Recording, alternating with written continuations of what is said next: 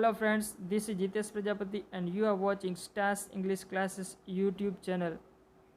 તો ગુરુજનો, વડીલો, સાથી શિક્ષક મિત્રો અને સ્ટુડન્ટ્સના ખૂબ જ સાથ અને સહકારની મદદથી 12 મહિનાનો જે ટાર્ગેટ છે એ ફક્ત 4 મંથની અંદર આપણે કમ્પ્લીટ કરી લીધો છે. એ બાબતને આપની સમક્ષ રજૂ કરતાં હું ખૂબ જ ખુશીની લાગણી વ્યક્ત કરું છું અને એ બદલ આપ સૌનો ખૂબ ખૂબ આભાર વ્યક્ત કરું છું. અને આવો ને આવો જ સપોર્ટ છે એ આપના તરફથી હંમેશને માટે મળતો રહે એવી અભિલાષા વ્યક્ત કરું છું. અને અમે પણ આપની સમક્ષ કંઈક ને કંઈક નવું લાવવાનો સતત પ્રયત્ન કરતા રહેશું. તો ચાલો વિદ્યાર્થી મિત્રો, આજે આપણે આજના આ વિડીયો લેક્ચરમાં સ્ટાન્ડર્ડ 12 ઇંગ્લિશ દ્વિતીય એકમ કસોટીનું પેપર સોલ્યુશન જોવાના છીએ. તો Gujarat secondary and higher secondary education Gandhinagar, unit test 2, standard 12 general stream, subject English second language. Maximum marks છે 25 માર્ક્સનું આ ક્વેશ્ચન પેપર છે. એનો સમય છે એ ટાઈમ 1 કલાકનો હોય છે મિત્રો.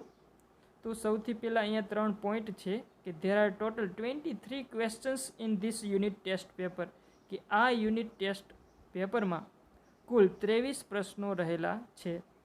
બીજો પોઈન્ટ છે ઓપ્શન્સ આર ઇન્ટરનલ, કે આ વિકલ્પો એ આંતરિક છે.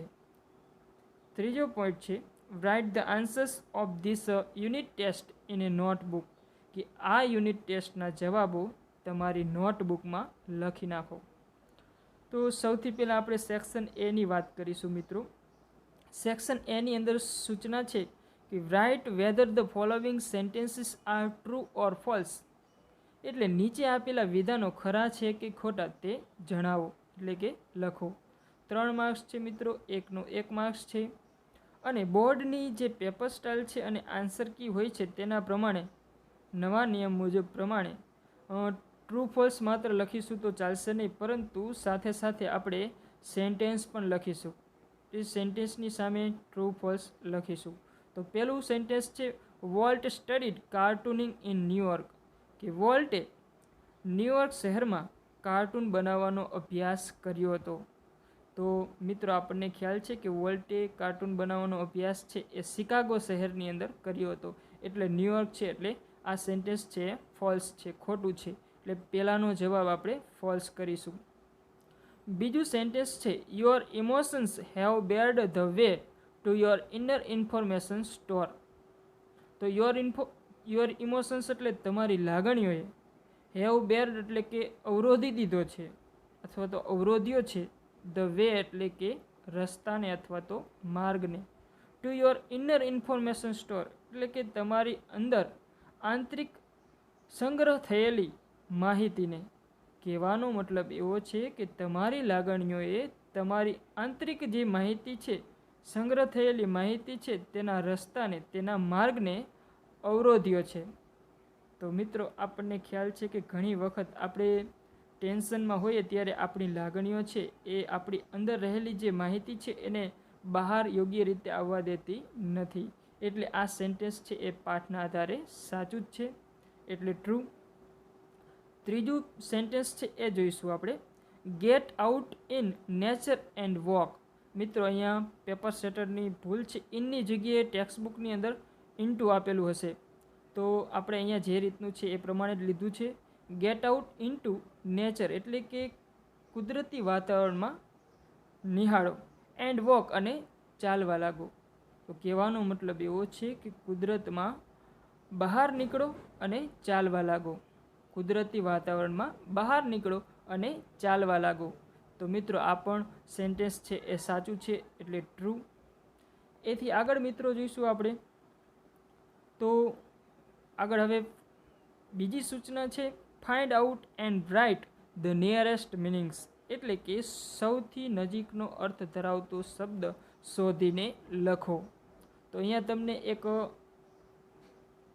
શબ્દ આપવામાં આવેલો હશે અને એ 4 શબ્દોમાંથી જે સાચો જવાબ હશે તેને આપણે લાલ અક્ષરની અંદર લખેલો છે. સમાનાર્થી શબ્દ નિયરેસ્ટ મિનિંગ લખવાનો છે. તો ચોથો પ્રશ્ન છે કે વર્ચ્યુઓસો. વર્ચ્યુઓસોનો મતલબ થશે મિત્રો અદ્ભુત ઉત્તમ, અસાધારણ, અસામાન્ય એવો અર્થ થાય. તો એમાં 4 શબ્દો આપ્યા છે. એના પહેલાં તો આપણે અર્થ જોઈ લઈશું. એક્સેપ્શનલ એટલે અસાધારણ અથવા તો અસામાન્ય. સ્ટબર્ન એટલે જિદ્દી, હઠીલું જેને કહીએ આપણે. પોટપુરી એટલે કે સંગમ અથવા તો બીજો એનો અર્થ છે એ સૂકું અત્તર પણ થાય. અહીંયા આપણે સંગમ અથવા સંયોજન એવો અર્થ લઈશું. એક્સ્ટ્રાવેગન્સ એટલે કે અતિ ખર્ચાળપણું. તો સાચો જવાબ છે એ લાલ અક્ષરમાં વર્ચ્યુઓઝોનો નિયરેસ્ટ મિનિંગ એક્સેપ્શનલ થશે. એટલે બંનેનો અર્થ આપણે અસાધારણ એવું કરીશું. 5મો ક્વેશ્ચન જોઈશું આપણે નિયરેસ્ટ મિનિંગની અંદર બીજો. સિસ્ડ એટલે અટકાવી દીધેલું અથવા તો બંધ થઈ ગયેલું. હવે એના અર્થ જોઈ લઈશું આપણે બીજા 4 શબ્દોના. કે બિગેન એટલે શરૂ કર્યું, સ્ટોપ્ડ એટલે બંધ કરી દીધું અથવા તો બંધ કરેલું, ફિનિશ્ડ એટલે પૂર્ણ કર્યું અને રીચ્ડ એટલે આવી પહોંચેલું. તો સાચો જવાબ સિસ્ડનો સ્ટોપ્ડ થશે જે લાલ અક્ષરમાં છે. 6થો નિયરેસ્ટ મિનિંગ આપણે જોઈશું. તો રેશનલનો મતલબ થશે મિત્રો વૈચારિક અથવા તો તાર્કિક. 4 શબ્દોને જોઈ લઈશું. નેચરલ એટલે કુદરતી, લોજિકલ એટલે તાર્કિક, આર્ટિફિશિયલ એટલે કુદરતી અને પોલિટિકલ એટલે રાજનૈતિક અથવા તો રાજનીતિ વિષયક. તો સાચો જવાબ છે એ લોજિકલ થશે. તો રેશનલનો સમાનાર્થી શબ્દ લોજિકલ. બંનેનો અર્થ આપણે તાર્કિક એવો કરીશું. ત્યાર પછી છે મિત્રો નેક્સ્ટ સૂચના. Select the most appropriate language functions from the bracket and write them against the given sentence. Select the most appropriate language function એટલે કે યોગ્ય લેંગ્વેજ ફંક્શનને પસંદ કરો. ફ્રોમ ધ બ્રેકેટ એટલે કે કૌંસમાં આપેલા, and write them against the given sentences અને આપેલા વિધાનોની સામે તેને જવાબ લખો. તો અહીંયા તમને કૌંસની અંદર 3 વિકલ્પો આપવામાં આવેલા છે. 3 છે એ લેંગ્વેજ ફંક્શનના નામ છે. પેલું છે શોઈંગ રિઝલ્ટ, બીજું છે એક્સપ્રેસિંગ પર્પોઝ અને ત્રીજું છે એક્સપ્રેસિંગ કોન્ટ્રાસ્ટ. તો પેલું શોઈંગ રિઝલ્ટ છે એ પરિણામ દર્શાવતું વાક્યનો ગુજરાતી થશે અર્થ, અને એક્સપ્રેસિંગ પર્પોઝ એટલે કે હેતુદર્શક વાક્ય, એક્સપ્રેસિંગ કોન્ટ્રાસ્ટ એટલે કે વિરોધાભાસ દર્શાવતું વાક્ય. તો સૌથી 7મું જે પેલું છે સેન્ટેન્સ એની અંદર જોઈશું. 7મું સેન્ટેન્સની અંદર કે C works very hard so that C can score good marks. મિત્રો અહીંયા પણ આપણે સેન્ટેન્સ લખવું પડે અને તેની સામે એનો જવાબ લખવાનો થાય, નહીં કે એક્સપ્રેસિંગ પર્પોઝ કરી દઈએ તો નહીં ચાલે. તો મિત્રો સેન્ટેન્સની સામે ખાસ કરીને એનો જવાબ લખવાનું આપણે ભૂલીશું નહીં.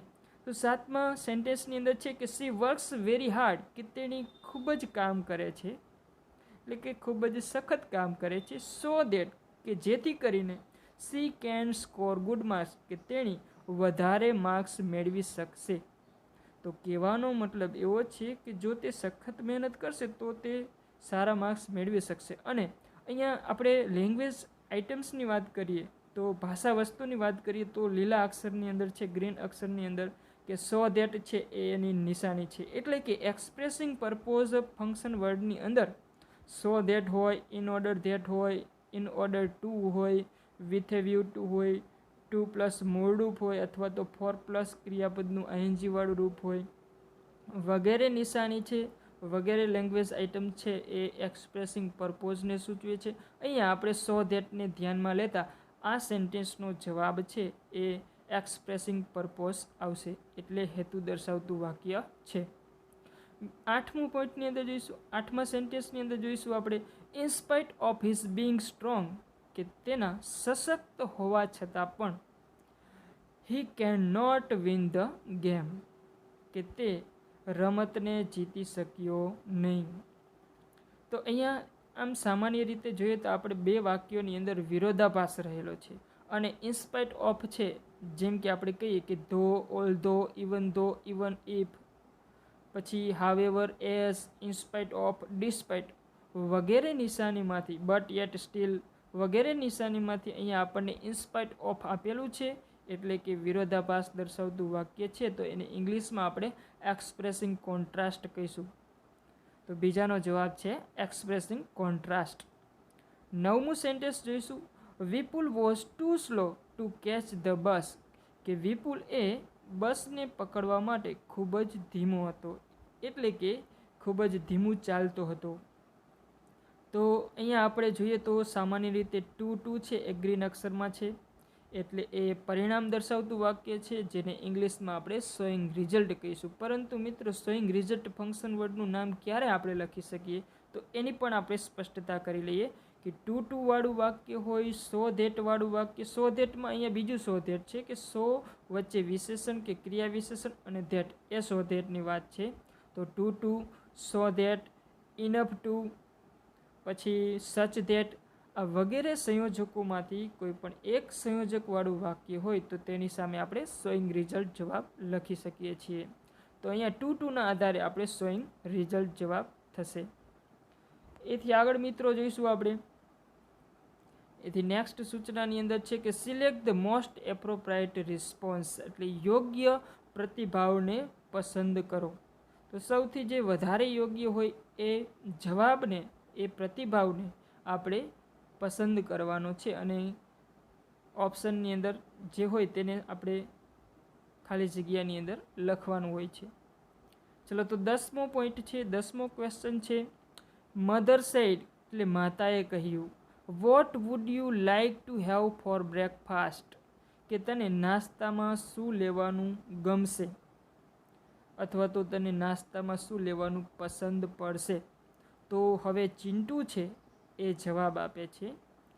તો એ જવાબની અંદર આપણે એવું સેન્ટેન્સ મૂકવાનું છે કે જે અલ્ટરનેટિવ ચોઇસ છે એ ફંક્શન વર્ડને દર્શાવતું હોય. તો અહીંયા મિત્રો અલ્ટરનેટિવ ચોઇસ એટલે વૈકલ્પિક પસંદગી દર્શાવતું હોય તેવું, એટલે કે બે વિકલ્પો હોય, એ બે વિકલ્પમાંથી કોઈ વિકલ્પ પસંદ કરવાનું હોય. એટલે કે ટૂંકમાં કહીએ તો ચાલે કે either, neither, either or, neither nor, either of, neither, એમાંથી કોઈ એક જો સંયોજક હોય તો સામાન્ય રીતે એ અલ્ટરનેટિવ ચોઇસ ફંક્શન વર્ડને સૂચવતું હોય છે. તો 4 ઓપ્શન છે આપણી સામે કે એની અંદર છે I would like to have hot breakfast, અહીંયા કોઈ વિકલ્પની વાત છે નહીં, અને જે નિશાનીઓ મેં કીધી એ પ્રમાણે છે નહીં. પણ બીની અંદર છે, જો મિત્રો આપણે જવાબો છે એને બને ત્યાં સુધી લાલ અક્ષરોની અંદર જવાબ રાખેલો છે, અને કંઈક અલગ દર્શાવવું હશે તો આપણે એને ગ્રીન ઓલામાં લીધેલું છે. તો બી છે I would like to have either bread butter or toast, કે મને કાં તો બ્રેડ બટર અથવા તો ટોસ્ટ લેવાનું પસંદ પડશે અથવા તો ગમશે. તો સાચો જવાબ છે એ આપણો બી છે. હવે સી અને ડીને કંઈ જોવાની જરૂર છે નહીં, કારણ કે એમાં આઈધર ઓર કે નાઈધર નોર છે નહીં. ચલો, એટલે 11મો ક્વેશ્ચન જોઈશું આપણે. Reena said how does she speak English, કે રીનાએ કહ્યું કે how does she speak English, કે તેણી અંગ્રેજી કેવી રીતે બોલે છે. તો અહીંયા બીના છે એનો જવાબ આપે છે. તો એ જવાબની અંદર આપણે એવું સેન્ટેન્સ મૂકવાનું છે કે જે શોઈંગ સપોઝિશન ફંક્શન વર્ડને દર્શાવતું હોય. તો સપોઝિશન એટલે ધારણા અથવા તો અનુમાન. તો ધારણા કે અનુમાન વ્યક્ત કરતું વાક્ય હોય તો એવું ક્યારે હોય, તો કે સામાન્ય રીતે એઝ ઇફ વાળું વાક્ય હોય, અને એઝ ઇફ પછી કર્તારૂપ સર્વનામ અને ત્યાર પછી વેર ફરજિયાત હોય એવું વાક્ય જેમાં હશે તે શોઈંગ સપોઝિશન ફંક્શન વર્ડને દર્શાવતું હશે. તો જોઈએ આપણે એ ઓપ્શનની અંદર છે કે she does not like to speak English, તેણીને અંગ્રેજી બોલવું ગમતું નથી. બી છે she speaks English as if she is a foreigner, કે તેણી અંગ્રેજી બોલે છે કે તે એક ફોરેનર જાણે કે હોય. તો કહેવાનો મતલબ એઝ ઇફ અહીંયા છે, પરંતુ મિત્રો એઝ ઇફ પછી કર્તારૂપ સર્વનામે છે, પણ જ્યાં વેર હોવું જોઈએ એની જગ્યાએ ઇઝ છે. તો સી ઓપ્શન એવો છે મિત્રો. જઈશું આપણે સી ઓપ્શન આપણો જવાબ છે. She speaks English as if she were a European, કે તેણી એ અંગ્રેજી બોલે છે જાણે કે તેણી એક યુરોપિયન ન હોય. આપણે વર્લ્ડવાળા પાઠની અંદર પણ આ એઝ ઇફ વાળી વાક્ય રચનાનો આપણે ઉલ્લેખ કરેલો જ છે. અને ડીની અંદર તો ધો છે એટલે એનો કોઈ ક્વેશ્ચન છે જ નહીં, એટલે સી આપણો જવાબ થશે. એઝ ઇફ વાળું વાક્ય અને વેર વાળું છે, તો આ શોઈંગ સપોઝિશન ફંક્શન વર્ડને દર્શાવે છે, તો સી આપણો જવાબ છે. એથી મિત્રો આગળ જોઈશું આપણે. Select the most appropriate question two gate underline word phrase as answer. એટલે કે રેખાંકિત કરેલો શબ્દ કે ફ્રેઝ એ જવાબ રૂપે આવે તેવું પ્રશ્નાર્થ વાક્યનો વિકલ્પ છે એ પસંદ કરો. તો 12મો ક્વેશ્ચન છે, વોલ્ટ નેવર લોસ્ટ હિઝ લવ ફોર ટ્રેન્સ.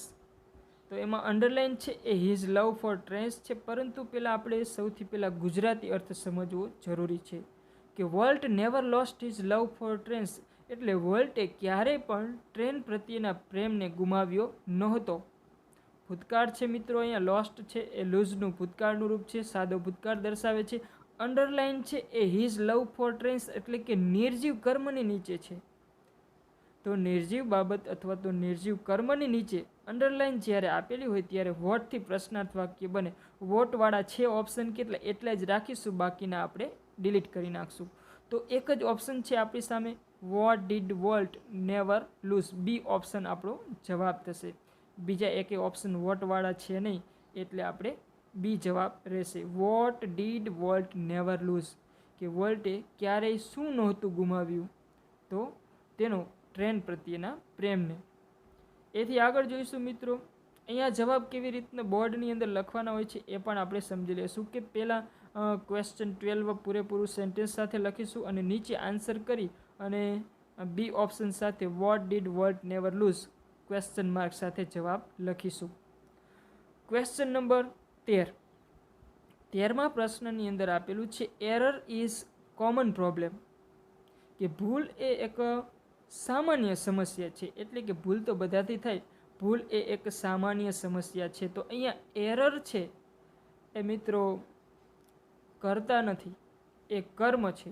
અને એ પણ કર્મ કેવું છે, તો કે ભૂલ છે એ કોઈ વ્યક્તિ દર્શક ન કે એટલે કે સજીવ નથી, પરંતુ નિર્જીવ કર્મ છે. તો નિર્જીવ કર્મની નીચે આપણે ઉપર જ જોયું કે નિર્જીવ કર્મની નીચે અંડરલાઇન આપેલી હોય તો આપણે વોટથી પ્રશ્નાર્થ વાક્ય બનાવીએ છીએ. તો વોટવાળા ઓપ્શન કેટલા છે મિત્રો, તો કે વોટવાળા તો 3 ઓપ્શન છે અહીંયા, કશો વાંધો નહીં. પરંતુ હવે આપેલા 13મા પ્રશ્નની અંદર કાળ કયો છે, ક્રિયાપદ કયું છે, તો કે ઇઝ છે એટલે કે વર્તમાન કાળનું છે. તો જેમાં વર્તમાન કાળવાળું હશે એવું આપણે વોટવાળો ઓપ્શન જોઈશું. તો પેલું એ છે એમાં તો વોટ વોઝ ભૂતકાળ છે એટલે એ નહીં આવે. પછી બીની અંદર તો વિચ છે એટલે કોઈ પ્રશ્ન જ નથી. સીની અંદર છે what is A common problem કે સામાન્ય સમસ્યા શું છે, તો કે ભૂલ છે એ સામાન્ય સમસ્યા છે એટલે સી જવાબ આવશે. પરંતુ ડી કેમ નહીં આવે એ પણ જોઈએ. તો what would be A common problem, તો અહીંયા એવું હોત કે error would be common problem તો એ જવાબ સાચો છે ડી, પણ એવું છે નહીં અહીંયા એટલે આપણો સી સાચો જવાબ રહેશે.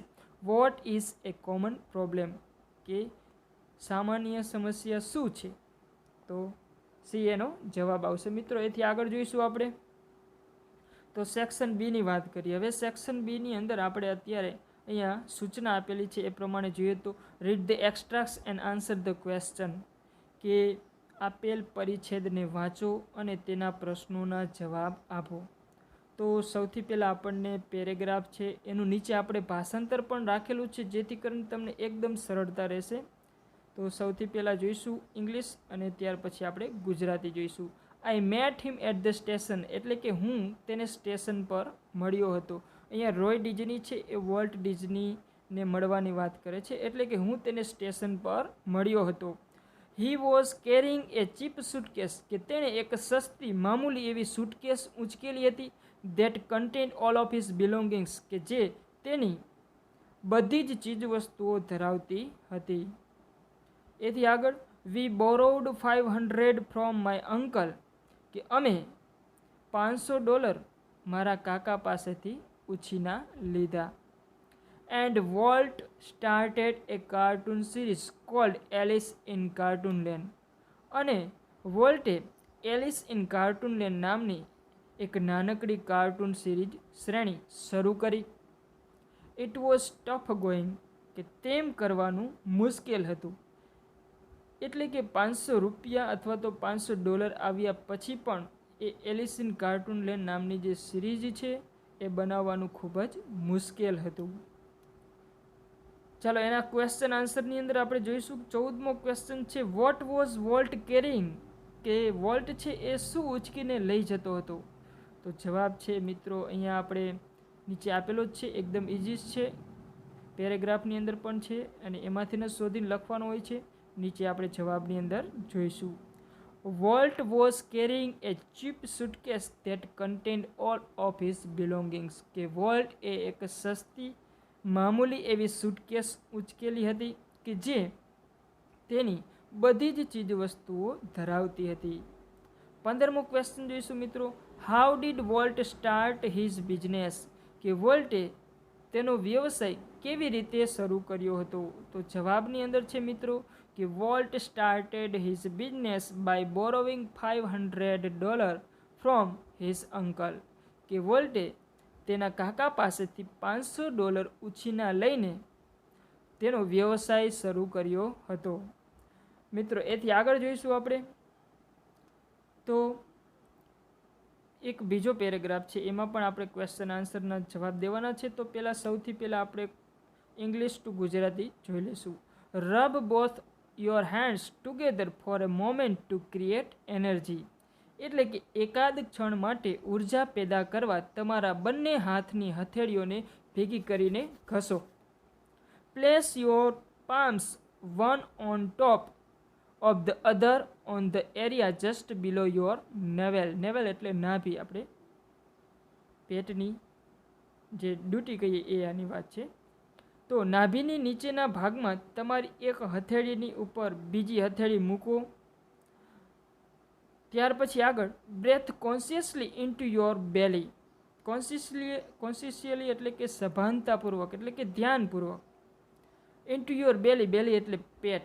બેલીનો સમાનાર્થી શબ્દ સિમિલર મિનિંગ થશે સ્ટમક એટલે પેટ. Making your palms rise every in breath. એટલે કે દરેક શ્વાસે તમારી હથેળી ઊંચી થાય એ રીતે સભાનતાપૂર્વક તમારા પેટમાં શ્વાસને ભરો, પછી એને બહાર કાઢો. એથી આગળ imagine breathing oxygen into your brain.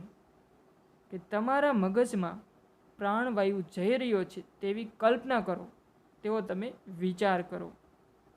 એટલે કે ઓક્સિજન છે એ તમારા મગજમાં જ આમ શ્વાસ ઊંડો લ્યો છો અને અંદર જાય છે તેવી તમે કલ્પના કરો. 16મો ક્વેશ્ચન જોઈશું મિત્રો હવે. Write similar meaning of the word stomach from the paragraph. એટલે કે આપેલા પરિચ્છેદમાંથી સ્ટમક શબ્દનો સમાનાર્થી શબ્દ લખો. તો જવાબ આપણે એવું પણ લખી શકીએ કે સ્ટોમેક પછી ડેશ કરી અને બેલી પણ ચાલે, પરંતુ અહીંયા આપણે વાક્ય રચના પ્રમાણ લીધો છે. From the paragraph the similar meaning of the word stomach is belly. કે આપેલ પરિચ્છેદમાંથી સ્ટમક શબ્દનો સમાનાર્થી શબ્દ બેલી, કે જે બંનેનો અર્થ થશે પેટ. 17મો ક્વેશ્ચન છે. What should one to do create energy. એટલે કે ઉર્જા ઉત્પન્ન કરવા માટે દરેકે શું કરવું જોઈએ? તો જવાબની અંદર જોઈશું one should rough both of his hands together four A moment to create energy. કે હર કોઈ વ્યક્તિ અથવા તો દરેક વ્યક્તિએ ઉર્જા ઉત્પન્ન કરવા માટે તેના બંને હાથને એકાદ ક્ષણ માટે રબ એટલે ઘસવા જોઈએ. તો આમ આપણે ઘસીએ એટલે એ એનર્જી છે ઉત્પન્ન થાય છે. એથી આગળ મિત્રો જોઈશું આપણે ત્રીજો એક પેરેગ્રાફ છે. Mind, emotions and body all closely interlinked and always work together. તો મન, લાગણીઓ અને શરીર આ બધા અંદરો અંદર ગાઢપણે સંકળાયેલા છે અને સાથે મળીને કામ કરે છે. It helps you distinguish them more clearly if you try to understand them separately. કે અગર તમે આ તમામને અલગ અલગ જુદા જુદા સમજવાનો પ્રયત્ન કરો તો તમને એ બધાને જુદા તારવવા સહેલા થઈ પડશે. Your mental capacities are your abilities to concentrate, to take in new information, to remember old and new information and to be in a position to think logically. એટલે કે તમે એકાગ્રચિત્ત થાઓ તે, નવી માહિતી સંપાદન કરો તે, જૂની તેમજ નવી માહિતી યાદ રાખો તે, તેમજ તર્કબદ્ધ રીતે વિચારવાનું સામર્થ્ય કેળવો તે, આ તમામ તમારી માનસિક ક્ષમતાઓ ગણાય, માનસિક શક્તિઓ ગણાય. તો ક્વેશ્ચન 18ની અંદર જોઈશું આપણે what are closely related how do they work, કે વોટ આર ક્લોઝલી રિલેટેડ એટલે કઈ કઈ બાબતો એ એકબીજા સાથે ગાઢપણે સંબંધિત છે, સંકળાયેલી છે. હાઉ ડુ ધે વર્ક કે તેઓ કેવી રીતે કામ કરે છે. તો જવાબની અંદર જોઈશું મિત્રો કે mind, emotions and body are all closely related, કે મન, લાગણીઓ અને શરીર આ બધા અંદરો અંદર એકબીજા સાથે ગાઢપણે સંકળાયેલા છે. દે ઓલવેઝ વર્ક ટુગેધર એટલે તેઓ હંમેશા સાથે મળીને કામ કરે છે, એટલે એકના વગર બીજાને ચાલે નહીં, એના જેવું છે.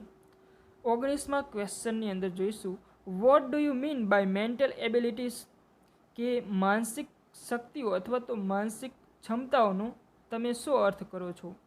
તો જવાબની અંદર બે રીતે લખી શકાય મિત્રો, કે mental abilities mean mental capacity એમ પણ લખી શકાય, પરંતુ અહીંયા આપણે પૂરા વાક્યની અંદર જવાબ લખીએ તો આ રીતે લખીશું કે mental abilities are our abilities to concentrate, to take in new information, to remember old and new information and to be in a position to think logically.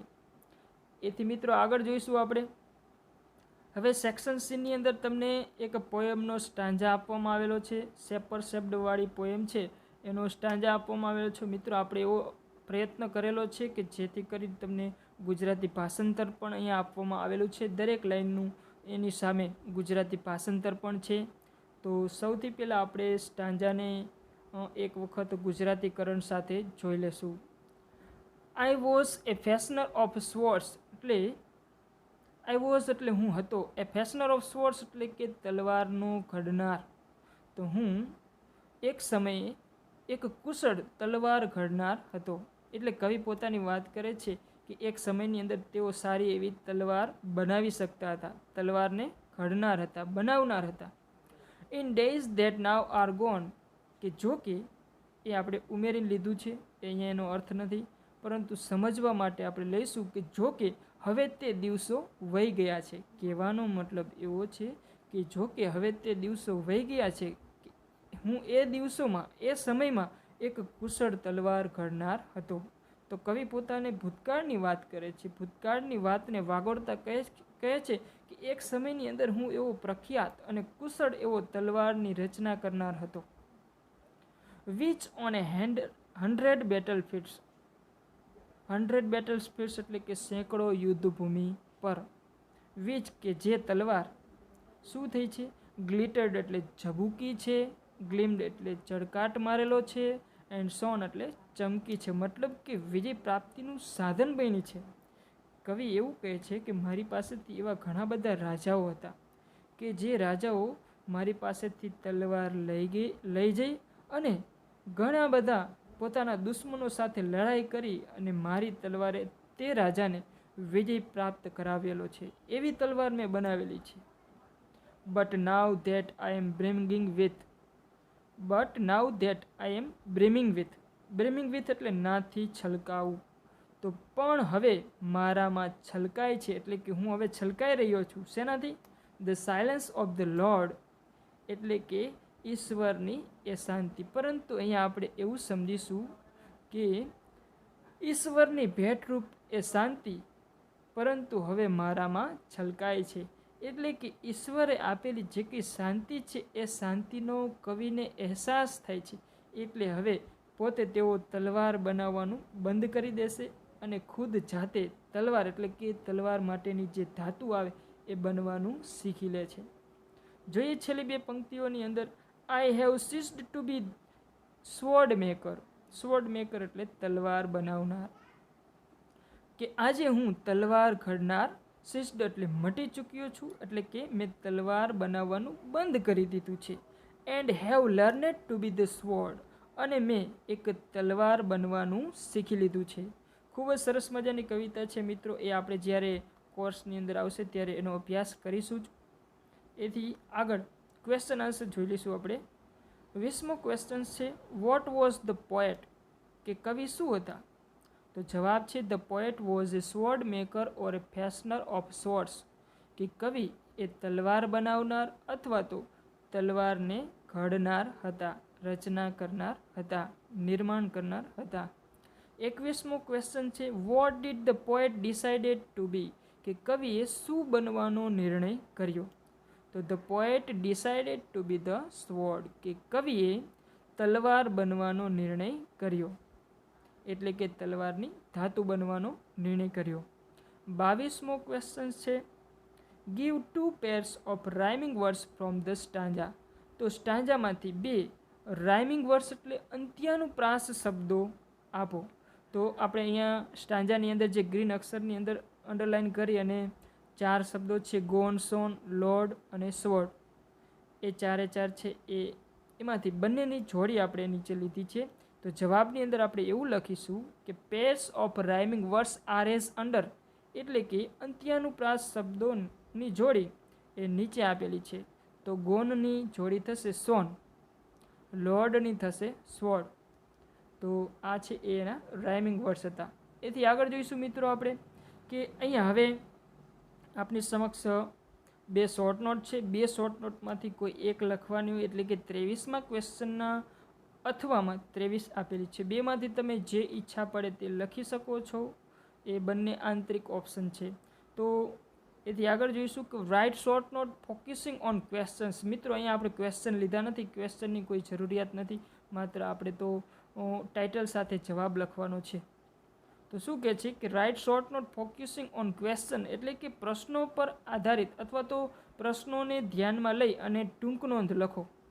ટૂંક નોંધ શેની લખવાની છે? તો ક્વેશ્ચન 23ની અંદર વોલ્ટ એ ક્રિએટિવ મેન, એટલે કે Walt એ એક સર્જન કરનાર માણસ.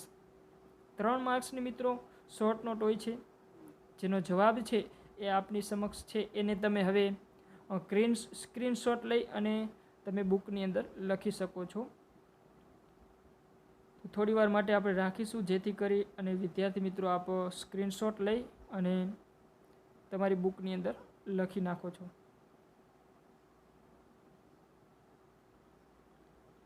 હવે મિત્રો એથી એના અથવામાં છે વોલ્ટ એ ક્રિએટિવ મેન, એટલે કે વોલ્ટ એ એક સર્જક માણસ અથવા તો સર્જન કરનાર માણસ. એ જો તમારે ન લખવી હોય તો બીજી પણ આપણે શોર્ટ નોટ છે કે અથવામાં છે સ્ટ્રેસ કંટ્રોલ એક્સરસાઇઝ, એટલે કે તણાવ નિયંત્રણની કવાયત કે કસરત, એની એક્સરસાઇઝ. તો એનો પણ તમને અહીંયા જવાબ આપવામાં આવેલો છે, કે જે જવાબને તમે સ્ક્રીનશોટ લઈ અને લખી નાખી શકો છો. તો મિત્રો હું આશા રાખું છું કે અહીંયા આપવામાં આવેલું જે પેપર સોલ્યુશન છે તેની અંદર તમને 100% સંપૂર્ણપણે ખ્યાલ આવી ગયો હશે. અને કાંઈ ક્વેશ્ચન હોય તો તમે જરૂરથી કોમેન્ટ બોક્સની અંદર રજૂઆત કરી શકો છો.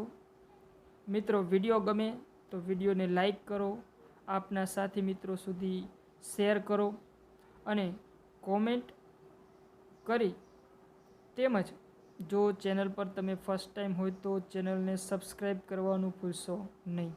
આપનો ખૂબ ખૂબ આભાર. આપણે મળીશું નેક્સ્ટ વિડીયોમાં. ત્યાં સુધી મને રજા આપશો. ખૂબ ખૂબ આભાર.